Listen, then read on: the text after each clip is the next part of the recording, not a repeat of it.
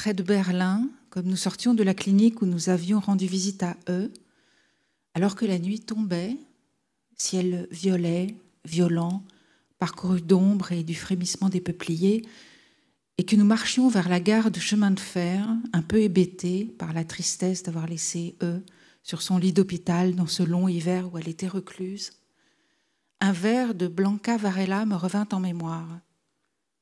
Là où tout s'achève, déploie tes ailes.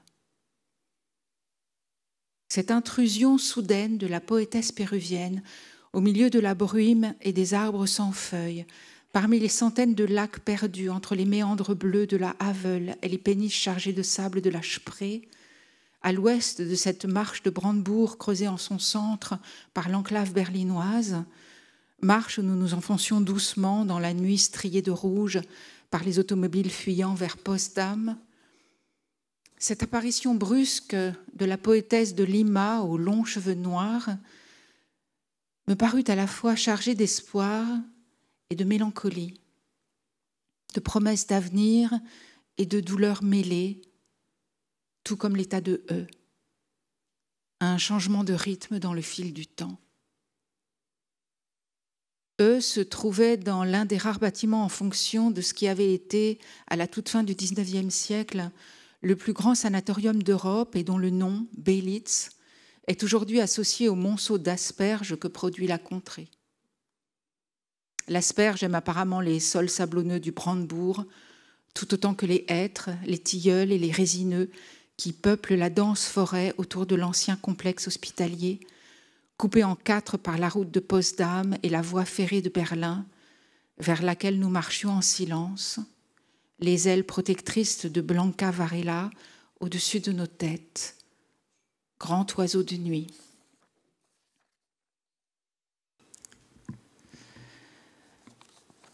« 20 000 soldats allemands sont morts en vain pour défendre leur capitale perdue d'avance.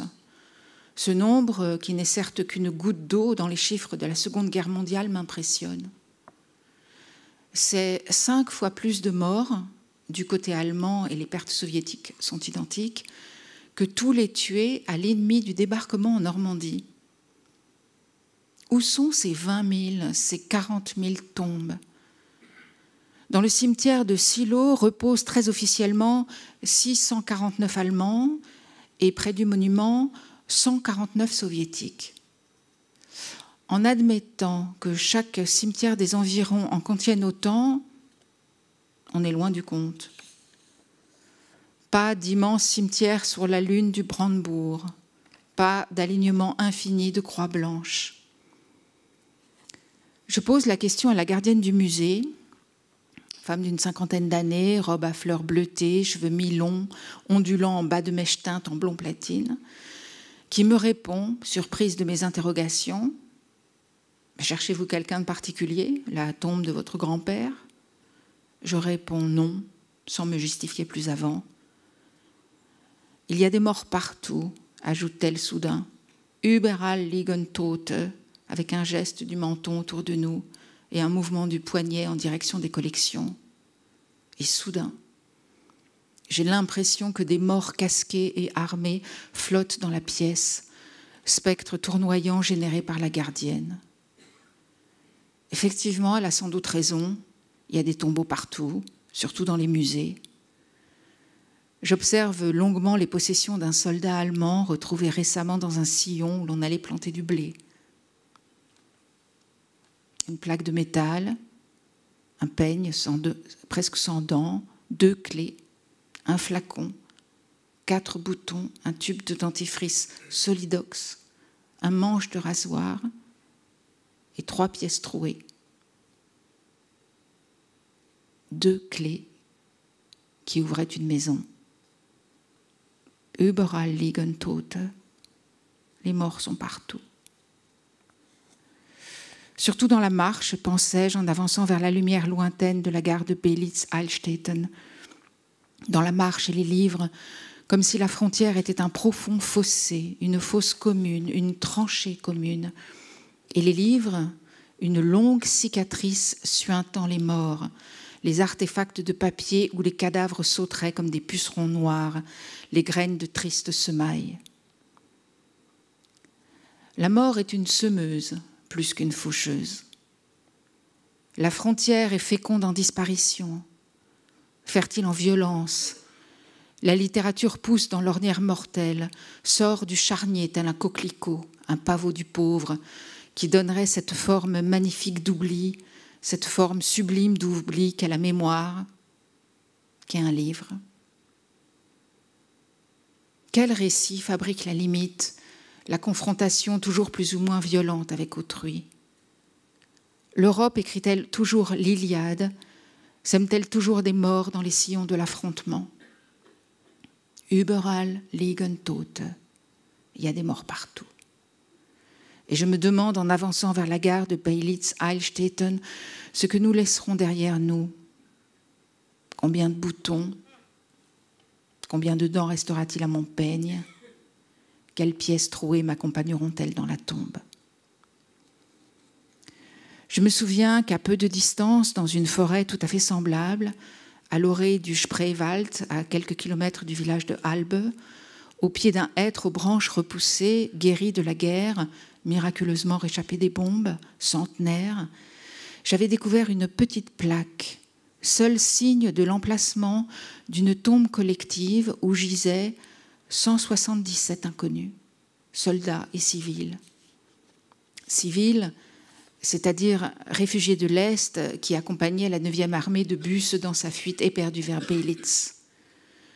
Tous moururent ensemble, réfugiés et soldats, écrasés sous les obus soviétiques, rajoutant une catastrophe à la catastrophe, une déroute à la déroute, une débâcle à la victoire russe. Débâcle, le nom de la fonte subite des glaces quand les corps sont emportés en pièces dans une mortelle rivière. Quelques dizaines de milliers de morts de plus dans cette belle forêt hantée. Ces pins magnifiques, ces feuillus auprès des cours d'eau, graves fantômes de femmes et d'hommes disparus. Bien peu était parvenu jusqu'ici, pensais-je, quand le long nuage de la paix a envahi le ciel de Brandebourg. J'eus soudain la sensation, en grelottant dans la bruine aux abords de la gare de Beilitz, que seule la promenade et la marche convenaient à la littérature, comme on rêve, l'automne venu aux insectes dont le dernier vol erratique de fleurs mourantes en fleurs mortes et le bourdonnement terminal rappellent pour nous, sautant par-dessus l'hiver, le printemps qui viendra. L'errance était la seule façon d'explorer les bordures, les marches de la littérature et des empires, les sillons où reposent les guerriers, littérature des limites et poésie des confins. Là où tout s'achève, déploie tes ailes. Donde todo termina, abre las alas.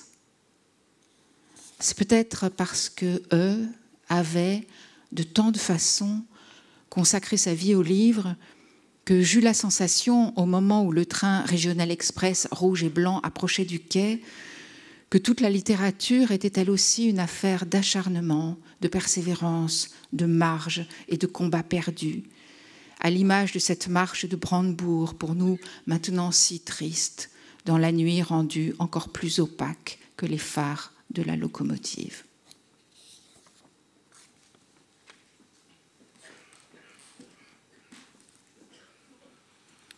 Bonsoir. Alors, je rappelle que le titre est Mélancolie des confins et non pas Confins de la mélancolie. Même si je pense que ça aurait été un meilleur titre, mais bon. La librairie était un des derniers refuges contre la violence et la peur, de courte durée. La libraire, au regard courroucé, me fit comprendre qu'elle s'apprêtait à fermer. Il me semblait assez rustre de repartir sans même jeter un coup d'œil à ces tables. M'enfuir immédiatement pouvait à juste titre passer pour un affront. J'étais donc paralysé, pris entre les feux contraires du désir et du devoir, et en essayant à la fois de faire rentrer mon parapluie dans le porte-parapluie et de l'en retirer, mon pébroc, dont les baleines entr'ouvertes et coincées dans le cerceau sommital du réceptacle à parapluie refusaient désespérément d'en sortir, et tout aussi désespérément d'y pénétrer dans leur entier, aussi hésitant que moi. En enfonçant mon pépin avec insouciance dans le contenant ad hoc, j'avais réussi à le coincer sa pointe assez avant dans le dit réceptacle, ses baleines souples à l'extérieur de la bouche du monstre métallique qui m'empêchait, jaloux, de le retirer, comme un hameçon involontaire. J'enfonçais l'objet le plus loin possible, puis je tentais de l'extraire en tirant sèchement, sans succès. J'hésitais à procéder à une série de mouvements de haut en bas comme un chevalier achève un dragon. Mais je préférais lâchement, par peur du scandale, laisser le parapluie, comme si de rien n'était, s'avachir dans le ventre mortel du piège qui venait de l'avaler. Il me fallait un livre comme un oracle, pris au hasard sur une table. Dans The Catcher in the Rye, l'attrape-cœur de J.D. Salinger, Holden Caulfield cherche le livre de sa vie, sans succès, dans un grand magasin new-yorkais. Par une froide soirée de fin d'automne berlinois, est-ce que je trouverais, quelques secondes avant la fermeture de la librairie, un livre qui, à défaut d'éclairer ma vie, réchauffe un peu mon cœur et éloigne mes angoisses du moment, la maladie, les corps, les cerveaux souffrants. Je savais qu'une étagère de la librairie était consacrée à Georg Büchner, l'écrivain qui donnait son nom à la boutique. J'étais certain d'y trouver Lenz. La libraire m'observait avec un air dubitatif et néanmoins professionnel, attendant que je pose une question. J'attrapais un livre de poche sur une table, au hasard, en faisant comme si le hasard existait.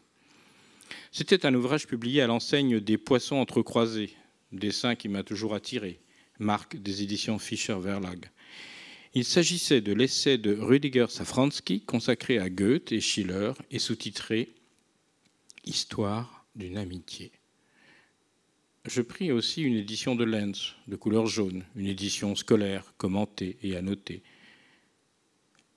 La libraire avait visiblement l'air soulagée. Je payais.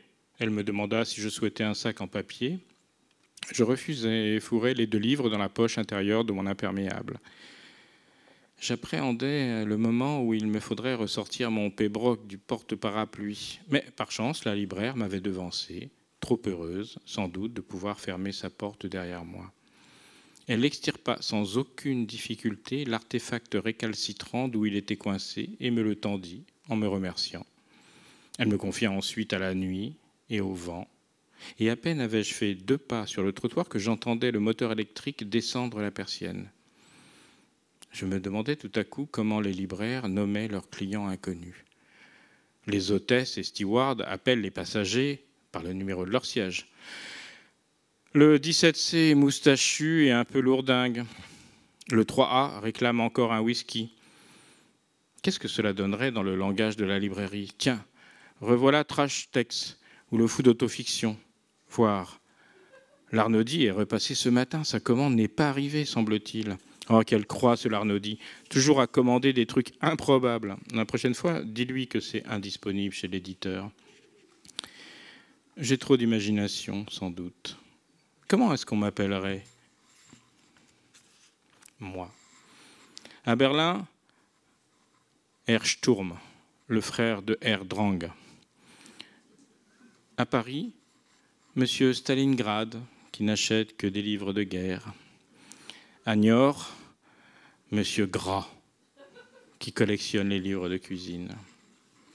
J'ai ouvert mon parapluie, le vent était un peu tombé. La pluie, collante sur le sol gris, refusait de se transformer en neige. Les loupiottes des vélos brinque-ballants sur les pavés sautillaient comme des verroteries de désespoir dans la Kollwitzstrasse. Je pourrais m'arrêter au supermarché pour m'offrir une boîte de Gulasch-Soupe et remonter dans mon château d'eau. Car depuis que la chaîne de grande distribution EDK a produit cette publicité absolument réjouissante, Supergeil, je m'y rends volontiers, et on peut bien le dire joyeusement, avec en tête la musique Supergeil, Supergeil. Et j'attrape ma boîte de Gulasch-Soupe avec joie. Oh, sehr geile Soupe. Mais comment est-ce que j'expliquerais ce clip vidéo publicitaire en français ? Voilà, un genre de Big Lebowski, est-allemand, Friedrich Lichtenstein, est dans un supermarché en train de passer en revue toutes sortes de produits qu'il trouve supergeil, littéralement hyper bandants. Oh, des poissons panés très bandants. Oh là là, des frites surgelées méga bandantes sur un fond d'électro assez amical. cette publicité avait changé ma relation avec mon supermarché.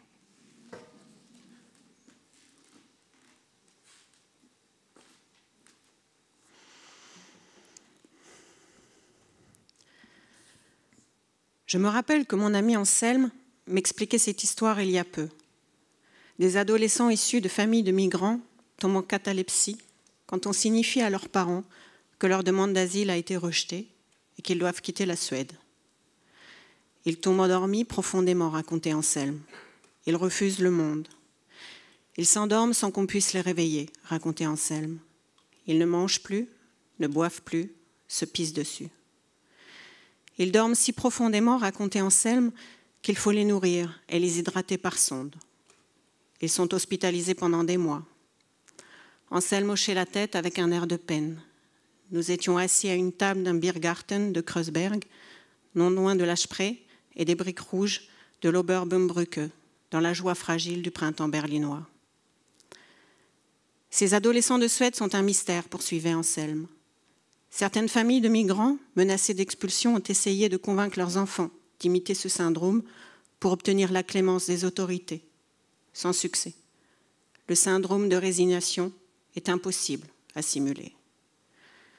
Les dormeurs peuvent rester plusieurs mois inconscients, expliquait Anselme. Le seul traitement efficace, c'est que la menace d'expulsion de la famille soit levée. Les adolescents se réveillent alors petit à petit de leur léthargie, si on leur explique longtemps et à voix haute, comme au cours d'une séance d'hypnose, qu'ils ne vont plus être expulsés. Comment en étions-nous venus, Anselme et moi, à évoquer ces dizaines de jeunes garçons et jeunes filles qui développaient cet étrange sommeil somatique. Depuis 1998, près de 400 cas avérés.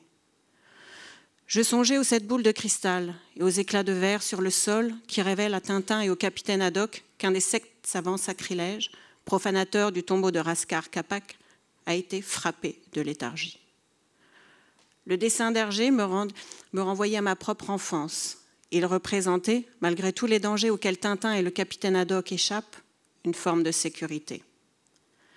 Anselme, la cinquantaine, près d'1,90 m, piercing sur le pourtour des oreilles, barbe très noire, continuait à me détailler le sort d'adolescents migrants atteints du syndrome de résignation en Suède.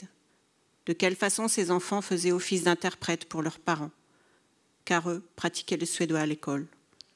C'était eux qui, les premiers, comprenaient la signification de l'arrêté d'expulsion lorsqu'ils parvenaient à leur famille. Anselme m'expliquait que le fait de se retrouver en position d'interprète de ses parents, en position de médiateur entre le monde, l'étranger et ses propres parents, était une des conditions de ce syndrome si grave d'abandon du réel. Certaines familles voyaient leur demande d'asile rejetée après 1 ou 2 ans de présence en Suède. Et c'étaient les filles et les fils de ces familles-ci qui tombaient dans un sommeil profond, peu de temps après avoir traduit à leurs parents l'acte d'expulsion. Tu imagines, gesticulait Anselme, quelle injustice. Les enfants sont à la place des adultes. Ils n'ont pourtant aucune responsabilité dans ce qui leur arrive. Les patients atteints de ce syndrome souffraient tous de stress post-traumatique lié aux circonstances du départ du pays d'origine. Guerre, brimade, enfermement. Le premier cas recensé était un jeune Tchétchène tombé en sommeil en 1998. Arrivé en Suède de Grozny après les atrocités de la première guerre de Tchétchénie en 1996. Bombardements massifs, combats de rue, exactions contre les civils. Anselme m'expliquait que ces cas d'enfants endormis n'existaient qu'en Suède ou en Australie. C'est un syndrome doublement culturel, racontait Anselme. Non seulement en raison de l'origine des patients, mais aussi à cause du lieu où ils s'expriment. La Belle au bois dormant, les savants des 7 boules de cristal, les 7 dormants d'Éphèse qui s'assoupirent pendant 196 ans d'après la légende dorée, ou encore Al-Kaf, ceux de la caverne, à la 18e sourate du Coran, qui dormirent 309 ans et dont le chien gardait fidèlement la porte de la grotte. Il existe une littérature merveilleuse du sommeil qui touche à cet élément mystique dont parlait Freud. Si Anselme était ici, pensais-je en avançant dans la pluie et le vent vers la librairie Bruchner, il me soutiendrait que tous les phénomènes religieux, les miracles, la sainteté, sont liées à des mécanismes cérébraux inconnus proches de l'hypnose ou de l'autosuggestion. Les manifestations physiques, les stigmates, le yoga, la lévitation, l'extase, les transes diverses et variées, tout cela ressortait en dernière instance à des possibilités mal connues du cerveau humain d'influer sur le corps.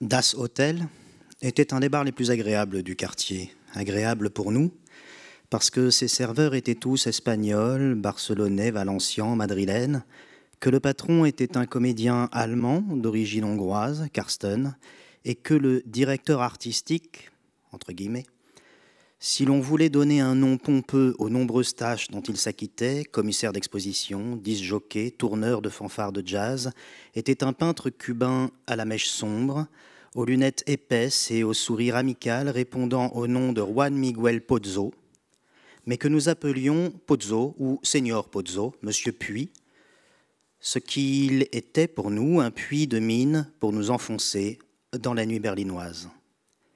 Pozzo était arrivé à Berlin 4 ans avant que nous y établissions la tête de pont de notre offensive et que se rejoignent à Berlin un certain nombre d'auteurs liés non seulement à la revue Inculte venue de Paris, mais aussi d'éléments de Latéral, le magazine culturel barcelonais fondé par Mialides et notamment son dernier rédacteur en chef, Robert Juan Cantavella, qui vouait un culte non pas à Berlin, mais à Kreuzberg et même plus précisément à 4 rues de Kreuzberg, dont la Mariannenstrasse et donc ce bar Das Hotel. Pozzo raconte encore volontiers aujourd'hui de quelle façon, pendant 5 ans, son appartement fut un bar, avec tout ce que cela comporta comme conséquence en matière d'éthylisme, d'horaires étranges et d'alimentation. Se réveiller et descendre vers 4 heures de l'après-midi, prendre un jus d'abricot en guise de petit déjeuner au comptoir du bar qui est sur le point d'ouvrir, sortir faire quelques pas au bord du canal et avaler un café, attabler au ch'pâté d'en face, si le temps le permettait, prendre sa bicyclette et aller peindre, dans son atelier de Neukölln, ces toiles qui reprennent les codes de la peinture communiste de propagande des années 60, Cuba, RDA, en les déconstruisant à l'infini, pour obtenir des images à la fois très engagées et pourtant à l'opposé d'un réalisme quelconque, qu'il soit socialiste ou magique, puis réintégré Das Hotel pour une nuit des plus mouvementées. Pozzo avait un côté faustien dans la cave d'Auerbach. D'ailleurs, quelques années plus tard, il allait participer à l'ouverture et devenir le programmateur de ce club secret, microcosmique et bas de plafond, dans le sous-sol de Das Hotel. On ignore ce que Méphisto lui avait fait observer dans la cave de Das Hotel et si cette observation avait abouti à un pacte, mais Pozzo, dont l'athéisme révolutionnaire ne faisait aucun doute, ne paraissait pas faire grand cas des manigances méphistophéliques, même si les chants qui montaient de la foule au rez-de-chaussée ou au sous-sol de Das Hotel pouvaient ressembler à ces vers de la damnation de Faust, de Berlioz. Oh, qu'il fait bon quand le ciel tonne, rester près d'un bol enflammé et se remplir comme une tonne dans un cabaret enfumé. J'aime le vin et cette eau blonde qui fait oublier le chagrin. Quand ma mère m'est mis au monde, j'eus un ivrogne pour parrain.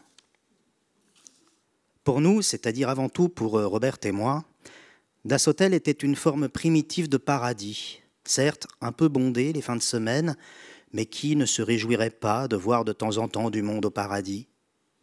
Nous y étions connus, reconnus, choyés, et par rapport à la foule des intimes, sans adopter comme alimentation exclusive le régime bière plus toutes sortes de choses terminées en in, qui constituait le quotidien de Pozzo, Isus hoteleros, il faut avouer. Si l'on veut être honnête, qu'à de très nombreuses reprises et selon les éléments intégrés, nous retrouvâmes notre appartement situé à Arnstrasse à Bergmann-Kitz, c'est-à-dire à jeun ou avec un doner kebab dans le ventre, à 12 minutes de pédale de Das Hotel, parfois en un temps record, frôlant les 5-6 minutes, soit en un temps extrêmement long, pouvant approcher la demi-heure, voire en une occasion plusieurs heures, suite à la rencontre nocturne et fortuite, dans le parc Bockler, presque devant l'hôpital, d'un cygne insomniaque, ou lève-tôt, conjuguée avec celle tout aussi fortuite d'un saule pleureur immense, ainsi qu'à une série de très mauvais choix, et l'absence absolue d'éclairage sur la bicyclette de Robert, cette implacable série causale avait précipité l'un de nous à bas de son vélocipède et dans la rivière glaciale, ce qui, fort heureusement, et après un repêchage des plus aventureux, aidé sans doute en cela par la puissance des antiseptiques par nous ingérés précédemment, ne mena au développement d'aucune maladie, ni de la peau, ni des poumons, ni des yeux, dans ce qui était tout de même un bouillon de culture où flottait, qu'on me le pardonne, beaucoup de capotes usagées, de déjections de palmipèdes. Toute ma vie, je me souviendrai des sons émis par Robert sur le chemin du retour, poussant sa bicyclette.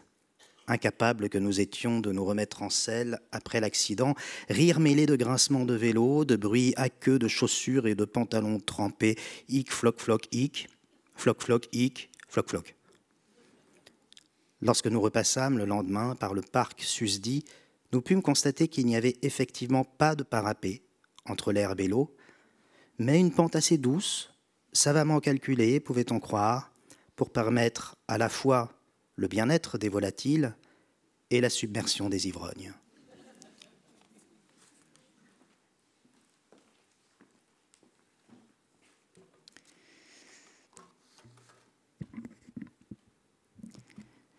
L'épître des nuages, d'après les fragments qu'en cite Al-Makari dans le Doux Parfum, commence par un chapitre décrivant la formation des nuages selon Aristote et leur présence plus ou moins fréquente selon les 7 climats de la géographie ptolémaïque. Puis, cette sorte d'introduction terminée, Abd al-Majid al-Sikili entre dans le vif du sujet. Il recense, depuis l'âge de l'ignorance et de l'anté-islam, tous les poètes qui ont traité des nuages et de quelle façon.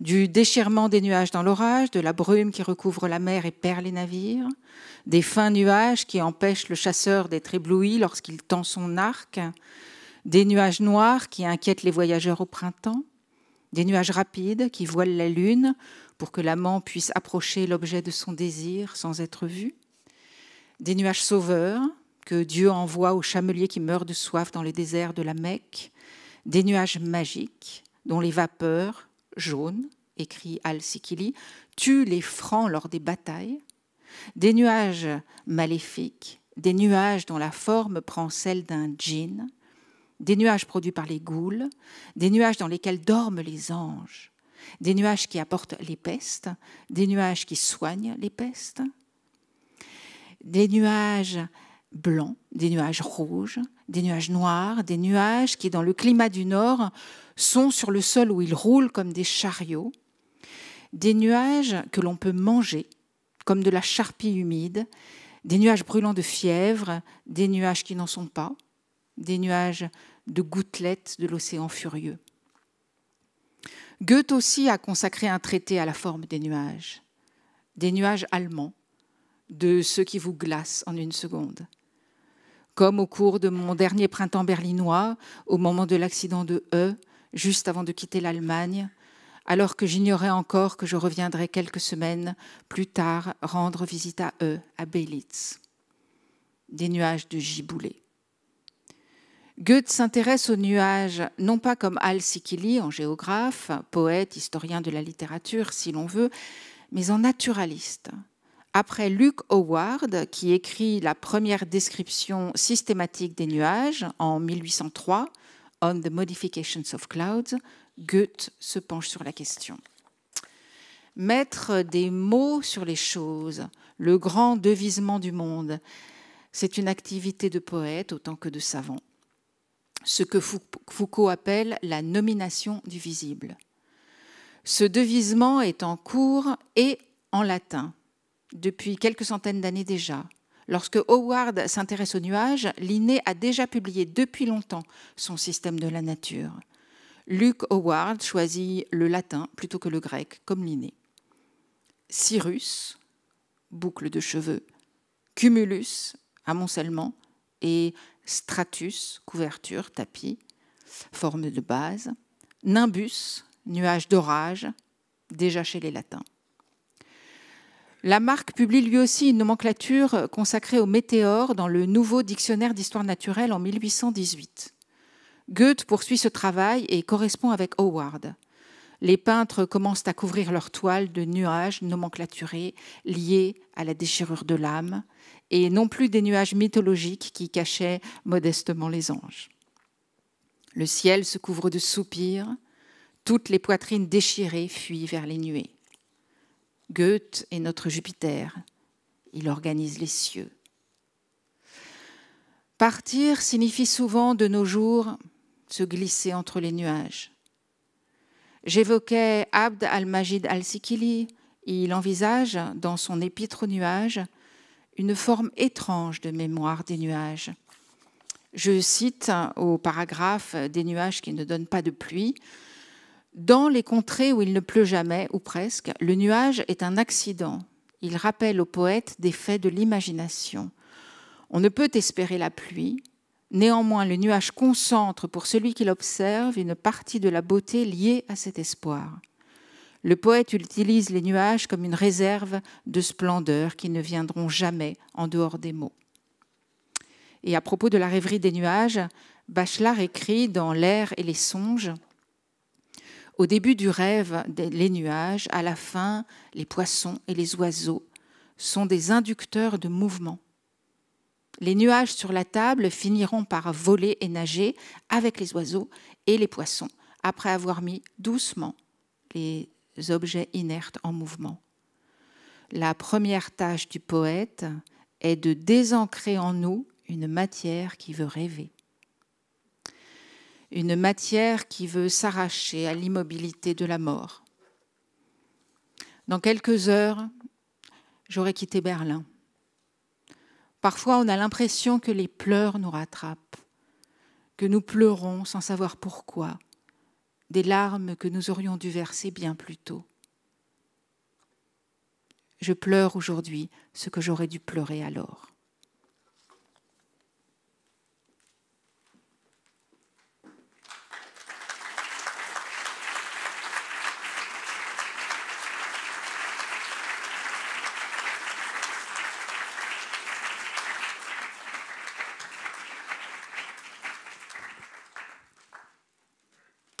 Eh bien, cher Mathias, c'était merveilleux d'entendre comme ça ces textes, d'entendre cette mélancolie des confins, cette première partie de ce cycle des mélancolies des confins, et particulièrement ici sur cette scène, parce que je crois que, et peut-être vous étiez un certain nombre à vous suivre, vous avez lu, peut-être pas chapitre après chapitre, vous allez nous le dire, mais chapitre après chapitre, toute l'année dernière, ce livre au cours de l'écriture. C'est bien ça ?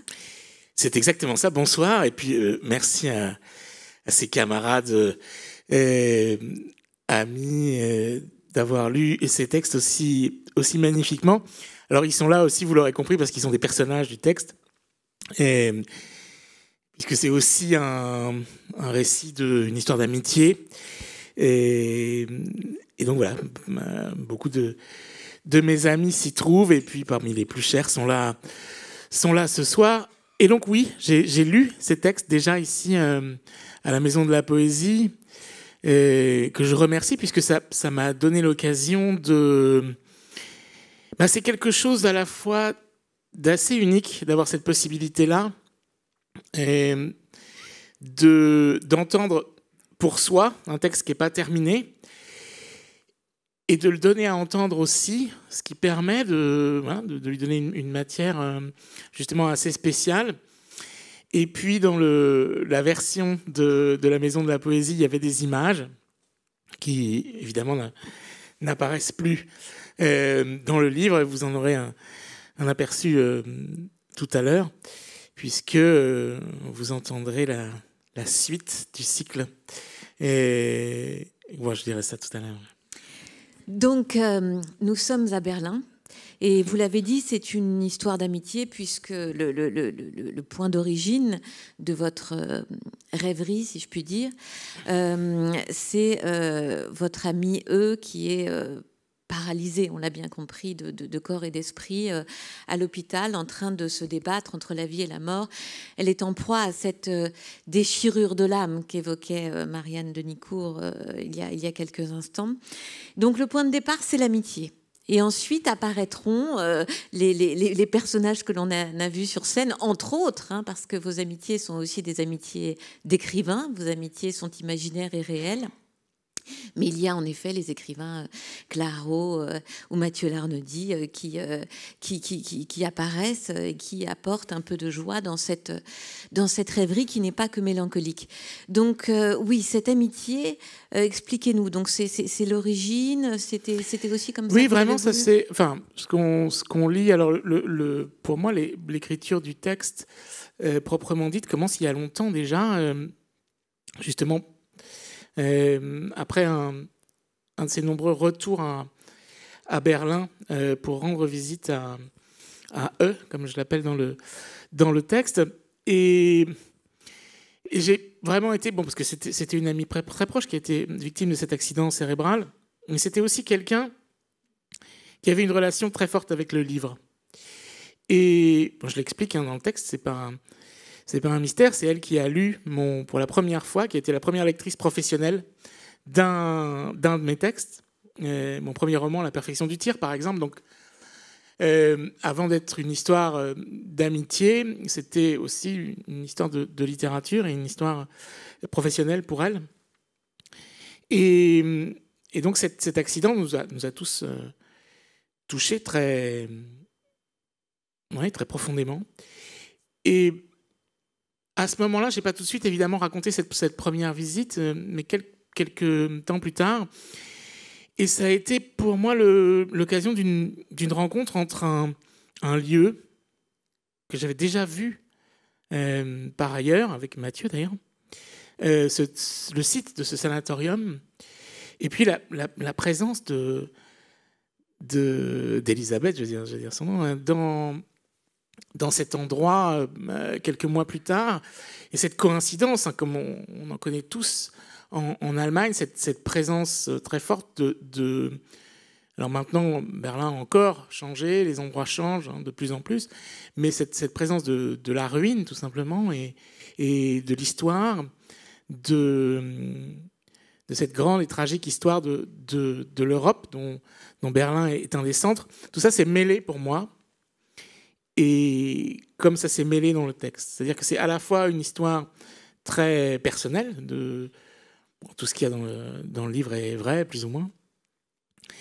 Et c'est la première fois, je crois, que j'écris un peu d'autobiographie aussi directement, en tout cas. Mais c'est aussi une façon de parcourir ces confins, ces frontières, en me demandant ce qu'ils ont de rapport avec la littérature, ou ce que la littérature a à voir avec la frontière. Quelles sont les différentes frontières qu'on franchit en soi ou dans les textes quand on lit. Et qu'est-ce que c'est que c'est une forme d'essence de la littérature comme voyage, et donc comme franchissement de distance. C'est en effet un livre sur la littérature et c'est un livre qui est assez proche de Boussole, hein, pour ceux qui vous lisent et qui ont bien sûr lu Boussole, et qui en même temps est intime, ce qui n'est pas votre genre, on peut le dire. Et là, vous allez dans quelque chose de très viscéral, mais on reconnaît aussi votre paysage habituel, c'est-à-dire on reconnaît Sebald, on voit Théodore Fontane, tous ces usual suspects de votre œuvre que vous convoquez avec tant de facilité et d'habitude. Mais vous écrivez quelque chose de très très beau sur la littérature. Vous dites raconter, c'est franchir la distance qui nous sépare de l'absent.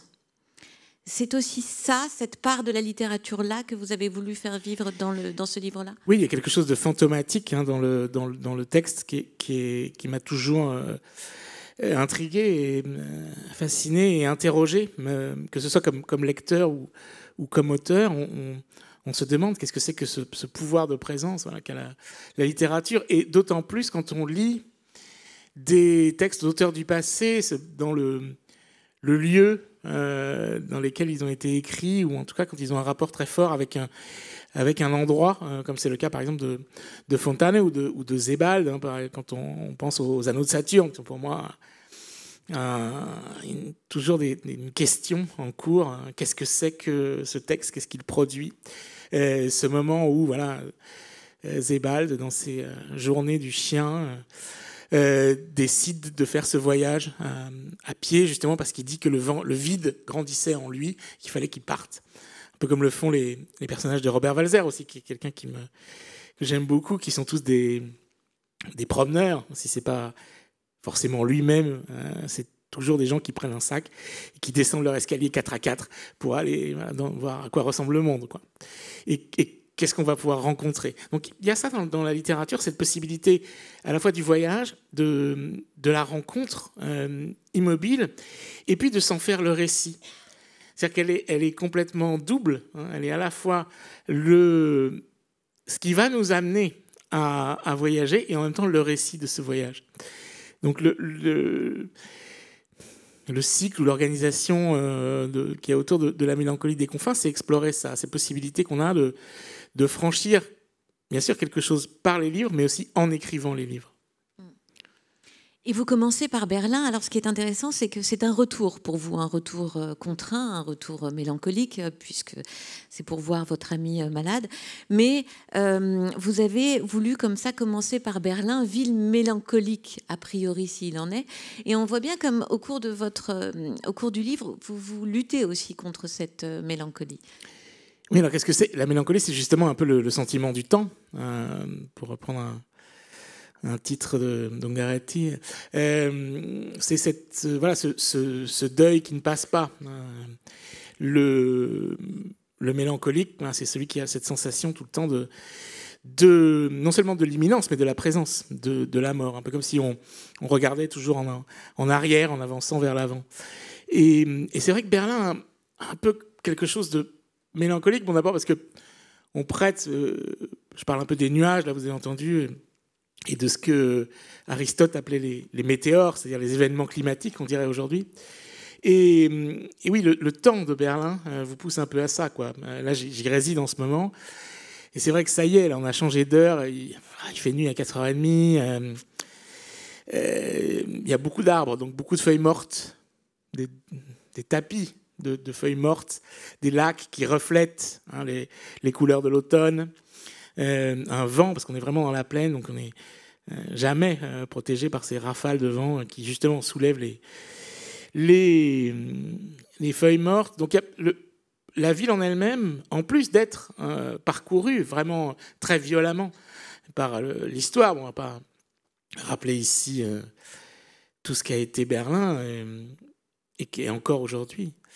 Mais c'est un peu la ville des catastrophes. C'est aussi la ville des réfugiés. Il est aussi question dans le livre des réfugiés syriens, des gens qui cherchent à parvenir en Allemagne, qui fuient la guerre. C'est aussi bien sûr la ville de la Seconde Guerre mondiale, mais c'est la ville de la double capitale, enfin non, la capitale de l'Allemagne de l'Est, qui n'a jamais été la capitale de l'Allemagne de l'Ouest, qui était à Bonn. Enfin, cette ville divisée. Donc tout ça est là. Alors évidemment, il faut être un peu mélancolique pour ne penser qu'à ça, mais on ne peut pas s'empêcher quand même de penser à tout cela. Voilà. Surtout quand on fréquente des camarades qui sont justement syriens, pour beaucoup d'entre eux, qui ont tout laissé en Syrie et vivent comme ils le peuvent à Berlin. Donc c'est quelque chose qui dure encore. Et oui, pour moi, c'est devenu un peu une ville que j'aime beaucoup, dans laquelle je réside assez souvent, mais qui a quand même cet immense pouvoir de me plonger dans la mélancolie, ce qui est propice à la lecture et à la littérature, parce qu'en plus, quand il fait pas beau, on a des loisirs, voilà, dont vous subissez ensuite les conséquences. Ce qui est frappant aussi, c'est comme vous réussissez dans ce livre, comme souvent dans vos livres, à superposer les temps. C'est-à-dire que vous ouvrez sur cette bataille dont on a entendu parler, cette bataille, une des dernières batailles de Berlin, où il y a eu 20 000 soldats allemands morts et autant de soviétiques. Oui. Et vous dites l'absence de ces corps. Et quelques pages plus loin, il y a cette scène qui est voilà, très très puissante de ce Syrien qui est hanté par le corps de sa mère, qu'il n'a plus et qu'il n'a pas pu enterrer. Et on voit bien qu'on est sur la même ligne, on est dans le même lieu. Oui, c'est vrai. Enfin, sur le moment, je n'avais pas fait ce rapprochement entre les ossements de Zelo et les ossements de Rami. Mais oui, c'est vrai, il y a un peu ce rapport, cette bataille. Moi, j'ignorais avant... Bien sûr, on sait tous la chute de Berlin, on a tous ces images-là. Mais quand on va à Zelo, donc c'est vraiment les derniers contreforts juste après la plaine de l'Oder, à quelques centaines de mètres de l'Oder, donc à 80 km de Berlin à peu près, à l'est, et qu'on se rend compte de l'importance de cette bataille en termes de nombre. C'est-à-dire que c'est la plus grosse concentration d'artillerie soviétique. C'est-à-dire que les soviétiques ont attendu quelques mois, presque plus de 2 mois, entre le moment où ils arrivent sur l'Oder et le moment où ils lancent leur dernière offensive sur Berlin. Je crois qu'ils arrivent sur l'Oder fin février, et ils lancent leur dernière offensive que 2 mois plus tard.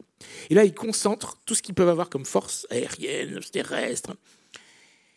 Et quand on voit les chiffres, on n'y croit pas. On dit, mais il y a un zéro en trop. C'est pas possible. Ce sont des dizaines de milliers de canons, par exemple.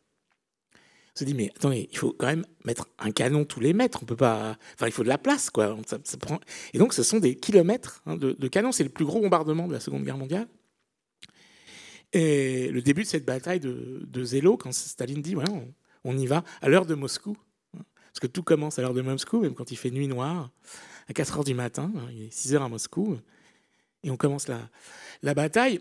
En face, évidemment, il reste ce qui restait des armées, c'est-à-dire beaucoup quelques volontaires, ça c'est beaucoup la légende, mais des troupes mobilisées au dernier moment, qui se retrouvent là, des unités qu'on a reconstruites avec un peu tout ce qui restait autour, et qui vont être écrasées d'abord par le bombardement, ensuite par de façon assez systématique, qui n'avait absolument aucune chance, bien évidemment, mais il fallait quand même tenir cette ligne.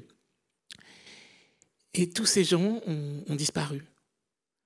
C'est-à-dire qu'il n'y a pas, contrairement aux images qu'on a des cimetières militaires, du débarquement, les cimetières militaires comme ça, très, très propres, qu'on peut voir en Belgique, ou qu'on peut le voir même dans l'est de la France.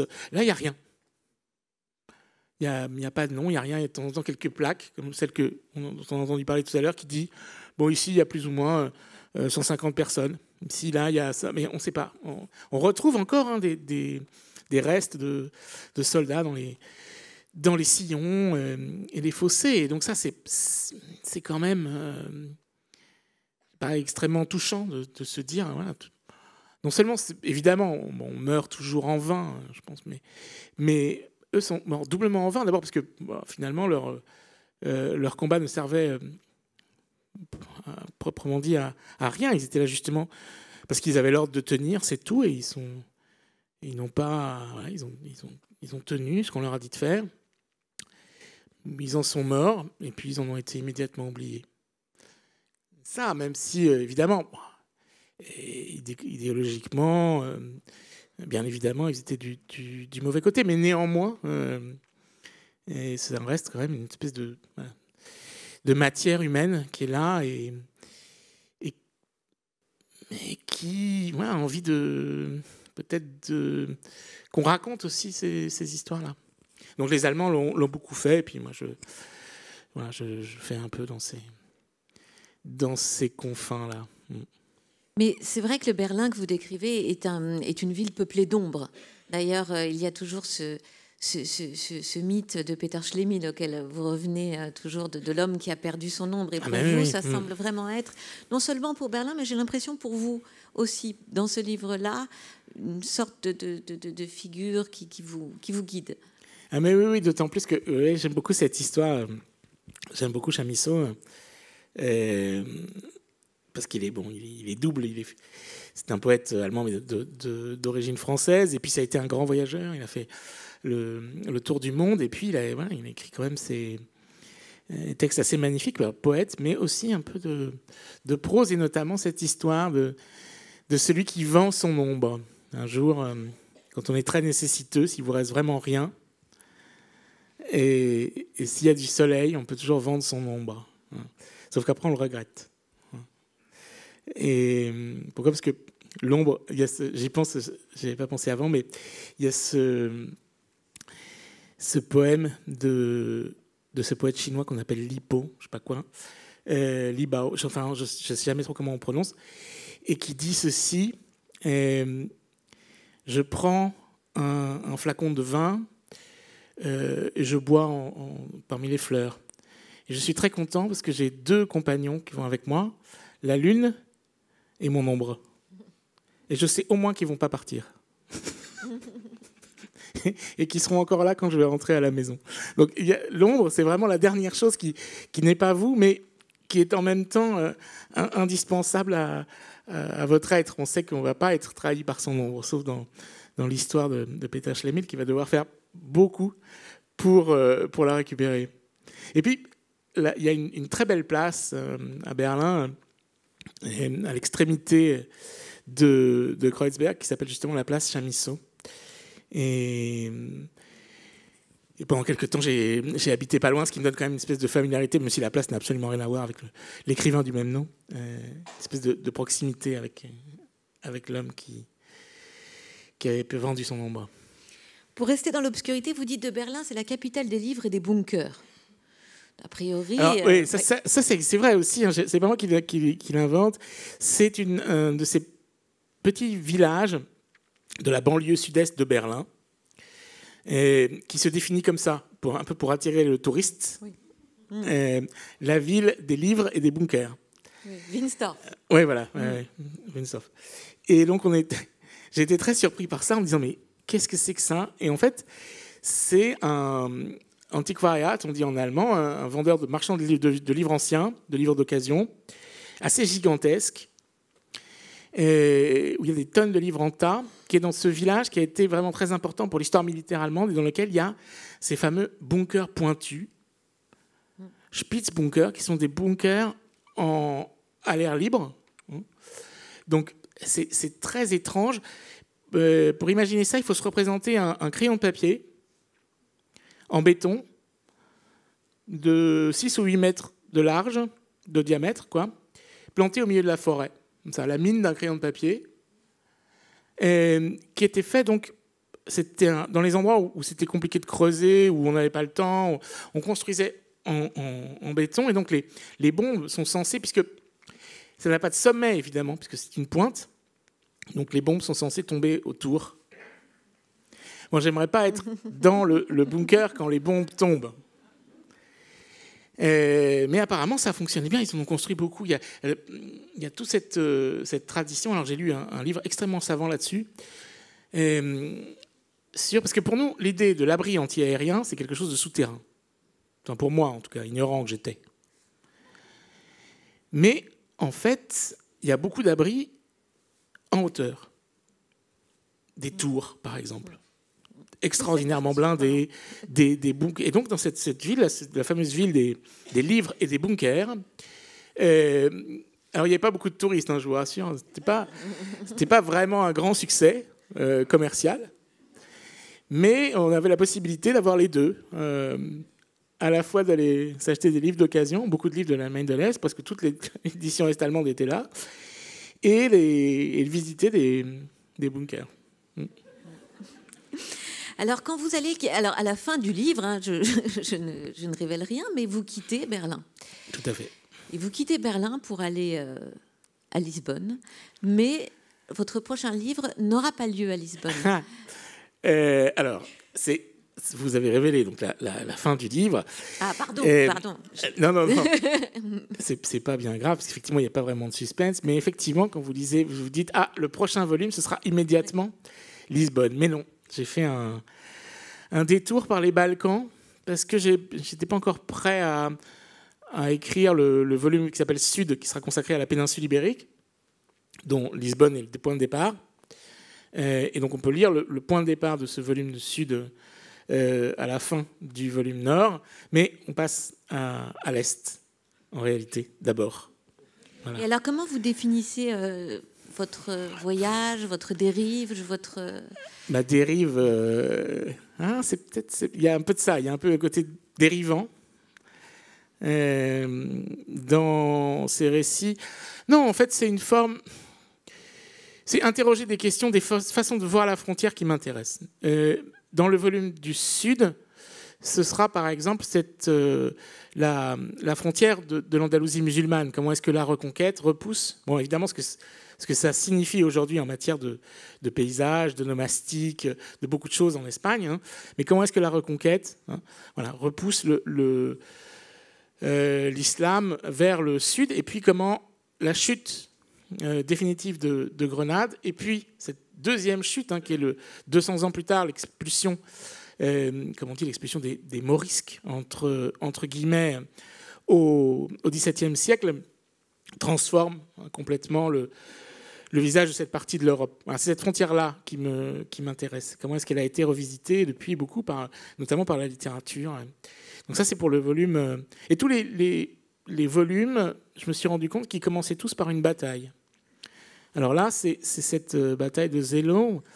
Dans le volume espagnol, ce sera la bataille des Trois Rois. Et vous saurez ce qu'est la bataille des Trois Rois si vous ne le savez pas encore en lisant le troisième volume. Mais là, c'est le volume à paraître bientôt, donc qui sera Est, Inch'Allah, si Dieu me prête vie. C'est sur la bataille, c'est la bataille de l'Isonzo. Je m'intéresse à cette première frontière qui est ce fleuve, Isonzo, qui est entre l'Italie et l'Autriche-Hongrie à l'époque, qui sont 6 batailles de la Première Guerre mondiale. Donc la fameuse bataille de Caporetto, qui est une des plus grandes, en tout cas des plus célèbres défaites de l'histoire de l'armée italienne. Et une des victoires de l'Autriche-Hongrie, qui, pour l'histoire de l'Autriche-Hongrie, évidemment anecdotique, puisque l'Empire va disparaître 2 ans plus tard. Donc la frontière qui m'intéresse là, dans ce volume sur les Balkans, qui ira depuis l'Isonzo jusqu'au Bosphore, c'est là aussi une espèce de limite de l'idée d'Europe, comment est-ce qu'elle s'est fabriquée, jusqu'où elle va, qu'est-ce que c'est qu'un empire, hein, qu'est-ce que c'est que ce moment de la triple disparition, disparition de l'Empire ottoman, disparition de l'Empire austro-hongrois et disparition de l'Empire allemand. Et ça, comment est-ce que ça a transformé complètement la région, puisque par exemple cette bataille de Caporetto, elle se passe dans un pays qui est aujourd'hui la Slovénie, mais qui évidemment n'existait pas à l'époque. Les Slovènes n'ont pas eu d'État indépendant avant 1990. Donc c'est aussi une façon d'interroger ce qui a été la construction de l'Europe. Qu'est-ce que c'est qu'une frontière, et puis qu'est-ce que c'est que nos fleuves. Voilà, je pense qu'on a tous... C'est un fameux poème d'Ungaretti qui dit ça, vous allez l'entendre là. Et on a tous des fleuves. C'est quoi nos fleuves à nous? Avant de vous écouter lire, une dernière question. Vous parliez de l'Europe. C'est vrai que dans cette première mélancolie des confins, le Berlin d'aujourd'hui, le Berlin des réfugiés, et d'ailleurs les Syriens que vous connaissez bien dans Berlin, sont très présents, très vivants, et ça donne un portrait assez inédit de Berlin, puisque c'est un Berlin neuf. Est-ce que c'est aussi ça qui vous guide dans vos voyages, dire l'Europe d'aujourd'hui et ses métamorphoses qui sont peut-être ces dernières années particulièrement frappantes? Oui, alors ce serait... Bien sûr, c'est aussi voir les métamorphoses de l'Europe dans ses limites, mais ces espaces un peu frontières, un peu comment dire, un peu poreux, un peu au contact d'autre chose. Comment est-ce que quand on l'interroge réellement, la culture européenne s'efface entre vos doigts pour laisser la place à beaucoup d'autres choses, qui sont cette idée justement de marche qu'on a entendue dans le texte, la marche de Brandebourg, qui est un peu ces endroits limites, une marche militaire. Pour les Carolingiens, c'est un espace dans lequel on essaye de se protéger plus ou moins des inconnus qui sont autour de vous et qui sont païens. Voilà, c'est ça que ça veut dire à peu près. Donc la marche du Brandebourg, c'est une partie de cette Ostmark, de cette grande marche de l'Est sur les marches de l'Empire carolingien, justement, de la même façon qu'il y a la marche d'Istrie et la marche de Krain, qui sont le correspondant vers le sud. Et derrière ça, oh là, c'est plus dans l'Empire, c'est un autre monde qui est les Slaves païens d'un côté, de l'autre, les Daces, des Hongrois, enfin, des gens dont on sent qu'ils ne sont pas vraiment nous non plus. Donc, bien sûr, la frontière, elle pose cette question-là, à dire jusqu'où, qu'est-ce que c'est moi, qu'est-ce que c'est autrui, où est-ce qu'on s'arrête, qu'est-ce que autrui me dit dans sa différence, qu'est-ce que c'est qu'une frontière linguistique, est-ce qu'on peut aussi facilement la tracer, une frontière religieuse, comment tout ça a été fabriqué. Et un des endroits où ça s'imbrique, je pense, le plus justement en Europe, c'est très certainement dans cette région qu'on appelle les Balkans, pour le dire vite, et qui va justement depuis Trieste jusqu'à Istanbul. Alors on va vous écouter justement lire ce prochain texte qui s'ébauche et que vous ébaucherez, je crois, ici, comme vous l'avez fait pour le précédent, mois après mois, au fil de l'écriture du livre. Oui, tout à fait. C'est ce qu'on va faire. Alors, le cycle reprendra en janvier. Et pour le moment, je vais vous lire donc le tout début de ce texte, qui est peut-être un peu surprenant en matière de voyages exotiques. Mais bon, on fait ce qu'on peut.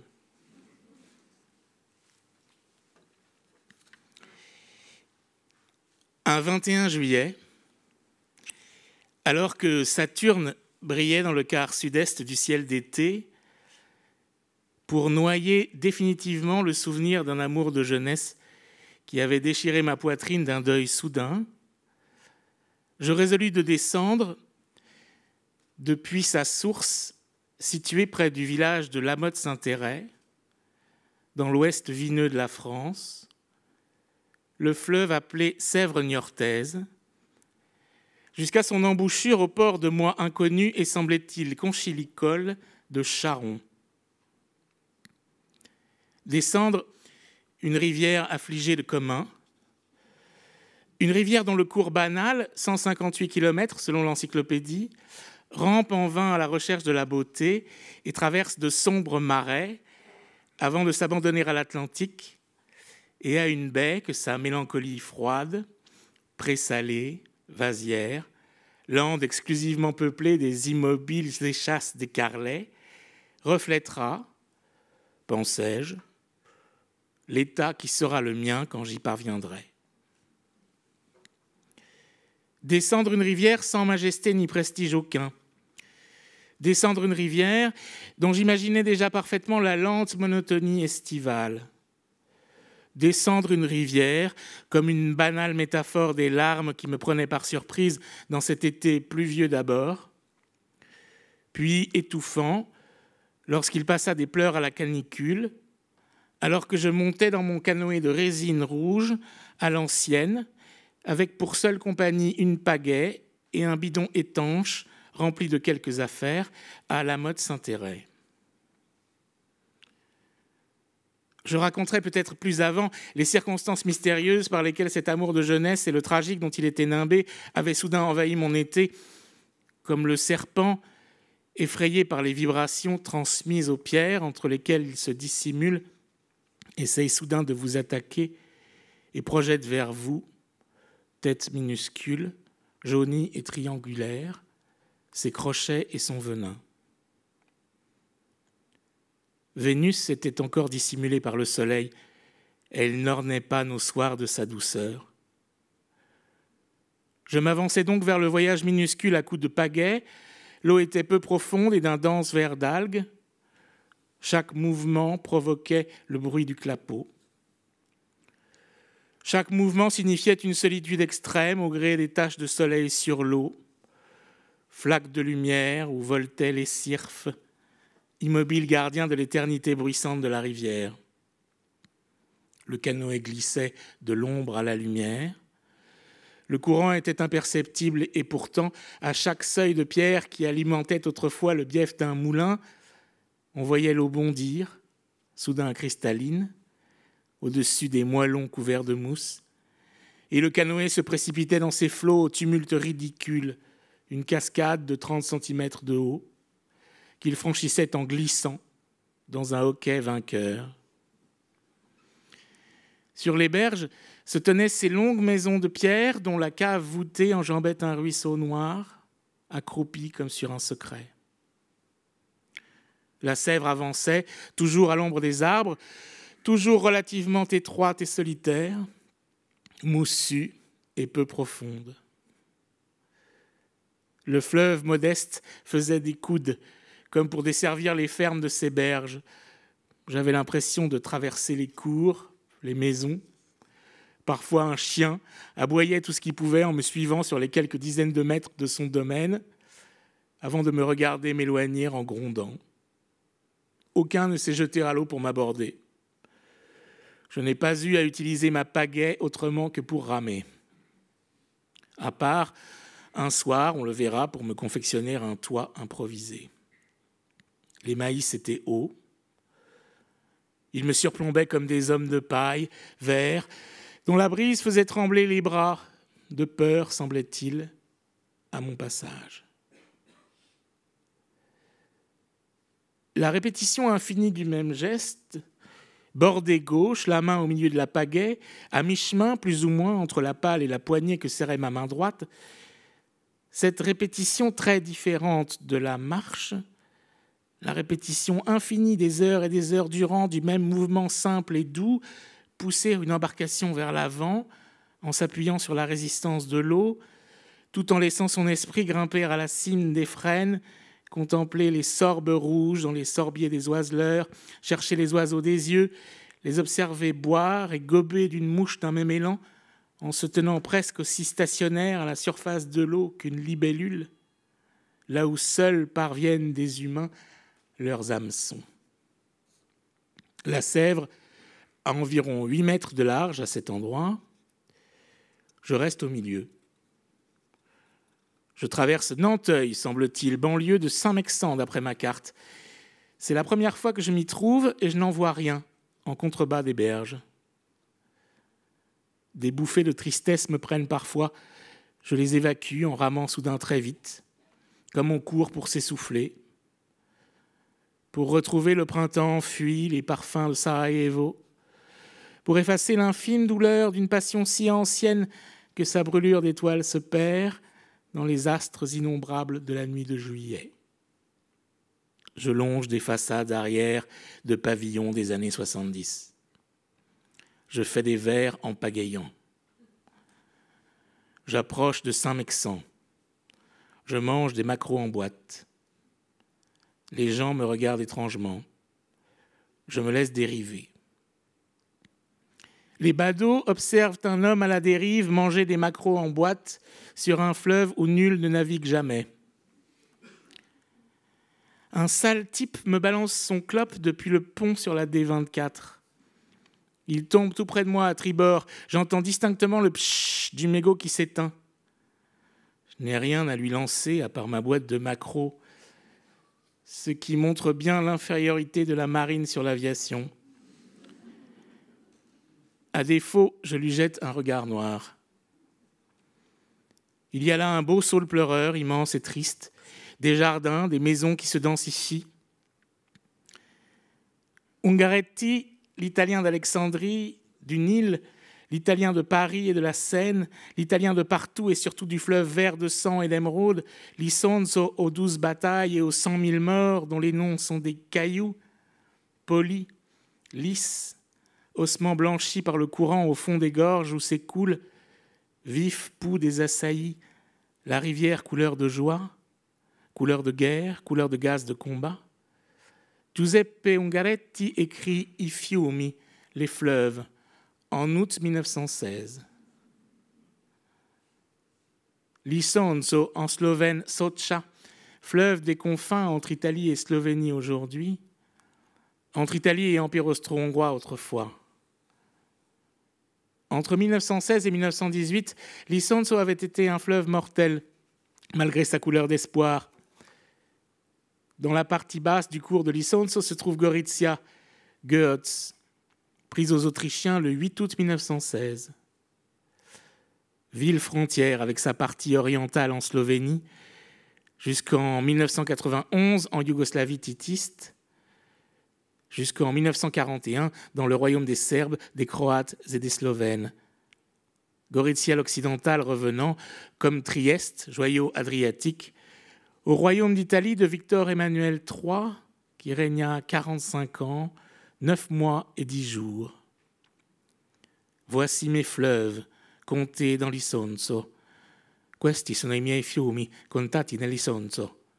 Le Nil, le Serchio, la Seine, comptés depuis l'Isonzo, serpent vers serpent. Quels seraient mes fleuves à moi? Le Nil, le fleuve du Chien, la Neretva, le Danube, le fleuve Beyrouth, la Columbia River où brillent les saumons, le Rio de la Plata, océan de boue, l'Èbre des batailles, comptés dans la Sèvre. Allez, fleuve modeste. Le plus pauvre est le fleuve Beyrouth, qui est un égout de béton, charriant des ordures entre Senelfil et Borj Hamoud pour les balancer dans le port, à la quarantaine, au nom de massacres. Pauvre Beyrouth, pauvre rivière, rivière pauvre, fleuve de misère. Questi sono i miei fiumi, voilà, ce sont mes fleuves. Il faut bien dire que la Sèvre à Saint-Mexan n'a pas la majesté du Danube. Question d'échelle. Même si c'est assez beau, il y a un grand cèdre dans un jardin, c'est peut-être parce que j'ai pensé à Beyrouth que ce cèdre est apparu. Un pont très bas sur l'eau, 2 bras enserrent une île avec une petite porte entourée d'un cadre de pierre. À gauche, un seuil. Je prends à droite, j'aperçois la flèche de l'abbaye, des maisons de pierre de 3 étages. Puis très vite, tout semble s'étaler dans la campagne. Quelques coups de pagaie plus loin, les quais disparaissent. Plus de pierre, des arbres, des tables de pique-nique, un pré encore vert. Questo è il cerchio, al quale hanno attinto 2000 anni forse di gente mia campagnola e mio padre e mia madre. Questa è la Senna. E in quel suo torbido mi sono rimescolato e mi sono conosciuto. Ces fleuves, comptés dans l'Isonzo, comme je les compte dans la Sèvre, avec parmi eux la Seine et son trouble. Dirais-je que je m'y suis mélangé jusqu'à me connaître? Je ne crois pas, pensais-je en propulsant mon canoë en direction de Sainte-Néomée. Pour moi, la Seine est liée au Nil et à l'Isonzo très intimement.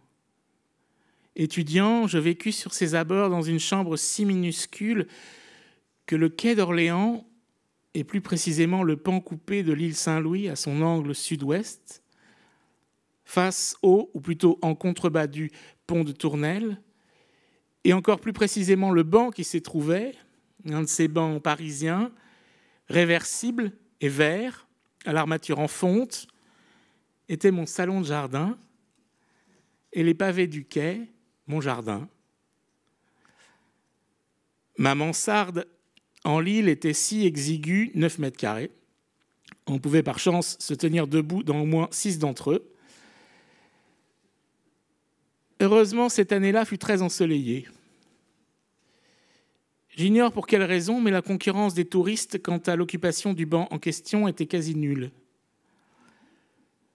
je pouvais y lire à loisir, et même, quand l'envie m'en prenait, prendre mon oreiller et m'allonger au soleil, en regardant les péniches descendre et remonter la Seine. C'est là que j'appris, un matin, en lisant À la recherche du temps perdu, que j'étais l'heureux voisin de Swann, dont tout le monde, tout le faubourg Saint-Germain serait plus exact, dont tout le monde se moquait parce qu'il habitait dans cette île Saint-Louis noiraud des prolétaires, qui sentait, disait la duchesse de Guermantes, la sombre vinasse, à cause de la proximité de Bercy et de ses entrepôts de pinards. Et au moment même où je lisais ces lignes, assis sur le banc du quai, à quelques dizaines de mètres, supposais-je, de l'hôtel particulier de Swann, secouant la tête d'incrédulité, l'île Saint-Louis étant à mon époque, comme elle l'est aujourd'hui, un des lieux les plus convoités de Paris, j'ai eu la sensation que tout ce qui se produisait au monde allait dans mon sens. Et que si j'avais lu Proust au rond-point des Champs-Élysées, c'est du rond-point des Champs-Élysées dont il aurait été question. Je me suis donc promené dans Paris avec mes volumes de Marcel, l'un après l'autre, dans l'espoir de voir se reproduire le miracle qui se reproduisit effectivement au but de Chaumont, alors que je commençais Albertine disparue. J'ai de nouveau l'occasion, sur un banc, une seconde fois, un banc non plus aquatique et fluvial, mais faussement champêtre, de lire par hasard la mention du lieu où je me trouvais dans le roman que j'étais en train de lire, et cette magie m'habitait et m'illuminait de l'intérieur, et je me sentais un être totalement privilégié, pendant quelques instants, puis plutôt idiot, d'accorder de l'importance à ces gamineries. Cela ne risque pas de vous arriver avec la Sèvre, pensais-je. Alors que Saint-Mexan n'était plus qu'un souvenir, entre les peupliers et les saules des berges, et que l'après-midi, rouge déjà de ces brumes de chaleur dont on pourrait croire qu'elles sont chargées de la poudre opaque d'un extincteur, s'en allait, lui aussi, vers l'ouest. Merci.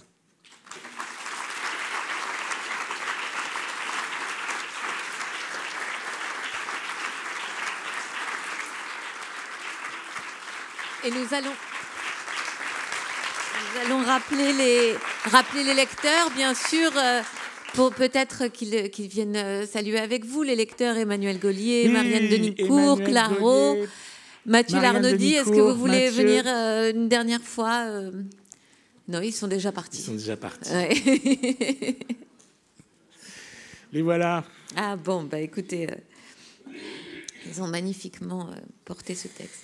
Voilà, donc en tout cas, merci à tous. Merci beaucoup à la Maison de la Poésie, qui est, vous l'avez vu, un peu l'initiative de ce cycle, dont la deuxième partie reprendra en janvier. Merci.